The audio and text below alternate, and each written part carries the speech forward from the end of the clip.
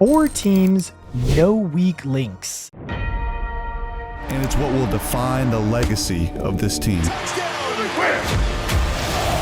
This season, we return to our roots.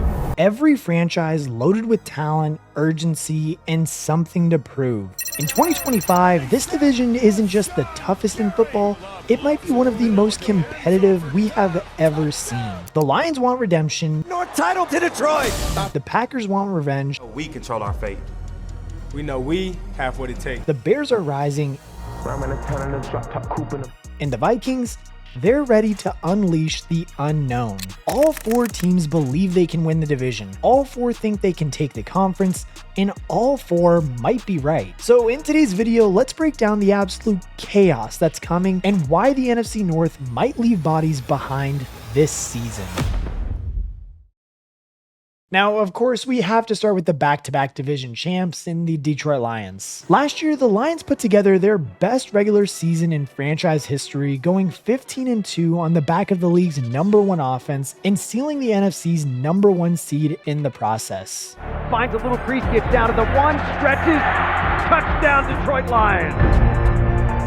Goff looking, throws deep downfield, wants J-Mo, inside the 20, got it, 10, 5, end zone, touchdown Detroit Lions, Jameson Williams. In year 4 of the Dan Campbell experience, the team was regularly tearing apart their opponents and finishing a superb regular season with a 31-9 winner-take-all victory at home to the Vikings in Week 18. This team is a true offensive juggernaut, full of exceptional offensive pieces and marshaled by a 10-year veteran quarterback in Jared Goff. Goff had been written off during his later years with the Rams, but in these last few seasons, he's proven to everyone that he's one of the best quarterbacks in the NFC, with his 2024 campaign being his best yet. Goff threw for over 4,629 yards and 37 touchdowns, and his passer rating of 111.8 trailed only Lamar Jackson as he constantly picked apart secondaries throughout the entire year. And yes, as good as Goff is though, it's fair that we do have to point out about the crew or just the team that he is surrounded with and how good they are. Obviously, the star of the show is Amon-Ra St. Brown, who put up his 3rd straight 1,100 plus yard season, earning him first team All-Pro honors yet again. St. Brown is one of the best in the business right now, and the Lions clearly agree, having given him a 4-year, $120 million extension last year to keep him in Detroit. Beyond Brown though, there is so much more to this offense for Goff to throw to. After a difficult first 2 seasons marred by injury and a gambling suspension, Jameson Williams finally had his breakthrough year in 2024, despite yet another 2-game suspension for using PEDs. Williams is now an excellent wide receiver too and cracked 1,000 yards through the air, lining up on the opposite side from St. Brown. And even if you do deal with both of those two on the outside, you still have to deal with Pro Bowl tight end Sam Laporta, as well as the league's best running back duo. Last season, Jahmyr Gibbs showed exactly why he was a first rounder in 2023, having a phenomenal season where he racked up 1,929 yards from scrimmage and 20 total touchdowns, a figure which led the league. Gibbs is arguably the league's very best dual threat running back, causing absolute mayhem in both the rushing and passing games, and fast becoming a nightmare to game plan against. Of course, we have to mention David Montgomery as well, whose 1,100 scrimmage yards and 12 touchdowns would make him a star back on plenty other teams. Whatever way you look at it though, this is a loaded offense that can beat you in so many different ways. It is crazy and so tough to stop them. Of course though, we do need to talk about the defense as well. Despite losing star defensive end Aiden Hutchinson just 5 games into last year, Detroit still ranks 7th in scoring and boasts one of the league's best secondaries, with safeties Kirby Joseph and Brian Branch both named All-Pro last time out. And don't worry, because there definitely are coming into 2025 some major question marks on this team still. The most obvious ones do center around the fact that both coordinators left during the offseason, with Aaron Glenn becoming the head coach of the Jets and Ben Johnson going to the Bears. But that's the thing, even with these departures, the culture built by Dan Campbell in these last 4 years is rock solid. Even after last season ending with a sorely disappointing divisional round home loss to the Washington Commanders, this Lions team definitely looks primed to run it back again in 2025, although of course they do have 3 divisional division rivals who might have something to say about that. Because well, next up, we have to talk about last season's surprise package, the Minnesota Vikings. Despite odds makers predicting just 6.5 wins for Kevin O'Connell's team, the Vikings absolutely stunned the football world last season with a superb season which saw them win 14 games and come within a Week 18 loss against Detroit from clinching the conference's #1 seed. Despite all of that, however, surprisingly, they still did let Sam Darnold walk and he became a Seahawk, but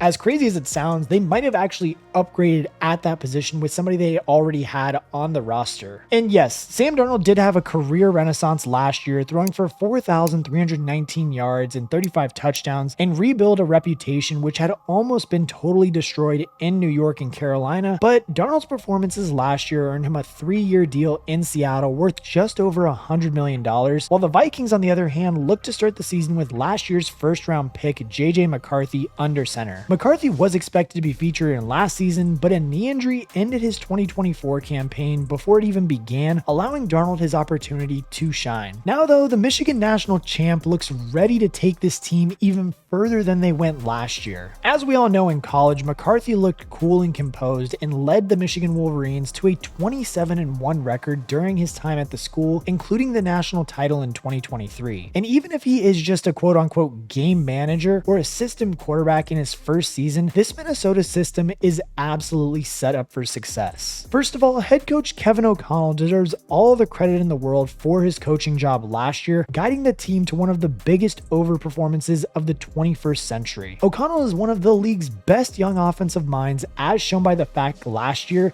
that he almost single-handedly resurrected Sam Darnold's career in the league. Like, for a young quarterback, having last season's coach of the year on the sideline is always going to give you a real chance to succeed in the league, as well having Justin Jefferson as your wide receiver 1. Jefferson might well be the best wide receiver in football today and one of the very best players, full stop. He's put up 7,432 yards across his first 5 seasons in the league, which is an all-time record, and he's borderline unguardable as one of those real threats who gives defensive coordinators sleepless nights. On the ground, the Vikings have ex-Packer Aaron Jones, who put up 1,500 yards from scrimmage last year, showing that he's still one of the league's better backs even at the age of 30. Add in Jordan Mason, Jordan Addison, and tight end TJ Hawkinson, and you've got a strong situation for McCarthy to thrive in. Then on the defensive side of the ball, this team is the real deal as well, having ranked 5th in scoring and #1 in turnovers in 2024. They're anchored by all-pro linebacker Andrew Van Ginkel and 6-time Pro Bowl safety Harrison Smith, and this is a really underrated unit coached superbly by ex-Dolphins head coach Brian Flores. And now yes, I mean, throwing a new quarterback out there, nonetheless one that hasn't even taken a meaningful NFL snap,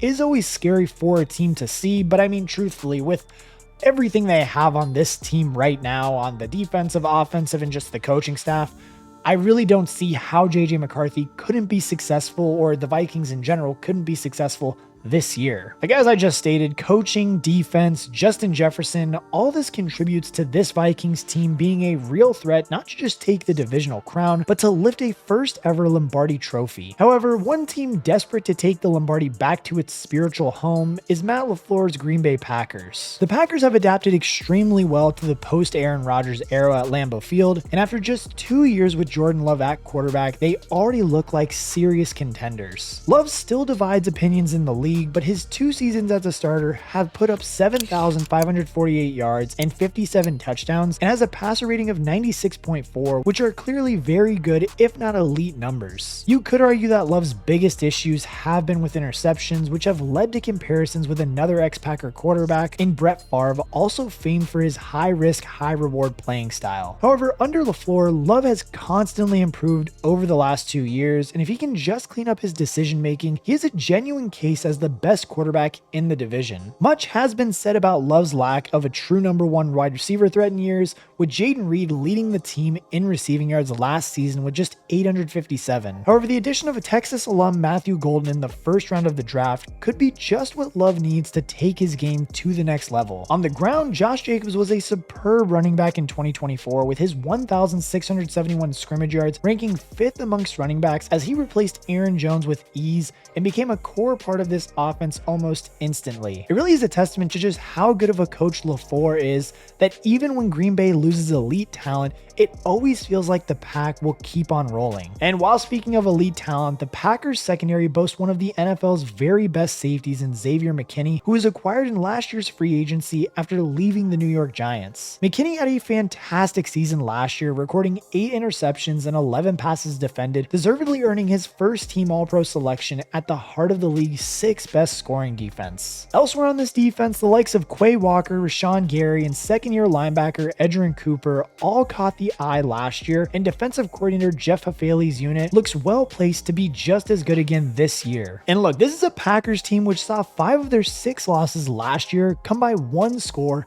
and who look competitive in every game they play. Behind an excellent head coach in LaFleur, you wouldn't bet against them being even better next year, turning a few tight losses into wins and gaining their first division title possibly since 2021. Finally though, we have to talk about the Chicago Bears. Last season, all the hype was around number 1 overall pick Caleb Williams, and it fizzled early in the season as the quarterback faltered, largely as a result of 2 major issues: a poor head coach and an atrocious offensive line. Luckily for Bears fans though, both of those issues have been solved, and now again I feel like we're gaslighting ourselves, but maybe the Bears are going to be a little bit better this year after their offseason moves. Maybe. Firstly, the Bears have added a new head coach in Ben Johnson, as we did mention earlier. I mean, Johnson did a fantastic job as the Lions OC and has been a huge part of turning the franchise from the league's ultimate lovable losers to a real NFC powerhouse. Johnson worked wonders with Jared Goff, and most believe that he is the man to get the best out of Caleb Williams and an offense which has more than enough weapons to make everything click. DJ Moore has been a number 1 receiver in the league for 7 years now, and Rome Odunze managed 734 yards in a turbulent rookie year, marred by poor coaching and a rookie quarterback who is running for his life in the backfield. The passing game was also complemented by the 2025 draft picks to try and complement what they were already doing on offense. Tight end Colston Loveland out of Michigan and wide receiver Luther Burden III out of Missouri, 2 men set to add more depth to this offense. However, the most important offensive addition came in the trade on March 12th. To fix the Bears' offensive line issues, the team made a big move to acquire 4-time All-Pro and 4-time Super Bowl champ Joe Thuney from the Kansas City Chiefs. Thuney is one of the very best in the business, and he should instantly slot into the starting lineup and make Caleb Williams' job a lot easier from the very first snap. Williams has come under plenty of criticism from last season, but there were definitely flashes of quality as he showed off that skill set that did earn him the Heisman Trophy at USC in 2022. And now with a new head coach and an improved offensive line, he looks primed to take a second-year leap in 2025 and take this offense forward. On defense though, the biggest upgrade has to be at the defensive coordinator position. Dennis Allen joined the team in the offseason after a rough time as Saints head coach, but he's back in the role that he excelled at in New Orleans, having turned the league's very worst defense into a top 5 unit during his time as a defensive coordinator. Last season, the Bears ranked 13th in scoring, and they certainly do have talent on that side of the ball, including Kyler Gordon, Tremaine Edmonds, Kevin Byard, and new addition in Grady Jarrett, an 11-year veteran who mountains an experience from the years in Atlanta. And as I said before, this might appear like Groundhog Day for some Bears fans who were hoping for a great leap last year, but this year it just feels a little bit more real, and of course, they have a new head coach who knows the Detroit Lions better than anyone. According to Vegas, these Bears are the 4th place favorites to win the division, but make no mistakes, this is the most wide open and best division in football, and it looks set to be a thrilling division to watch this year. 4 teams, 1 crown, 0 room for error. The NFC North isn't just up for grabs, it's ready for full-on war.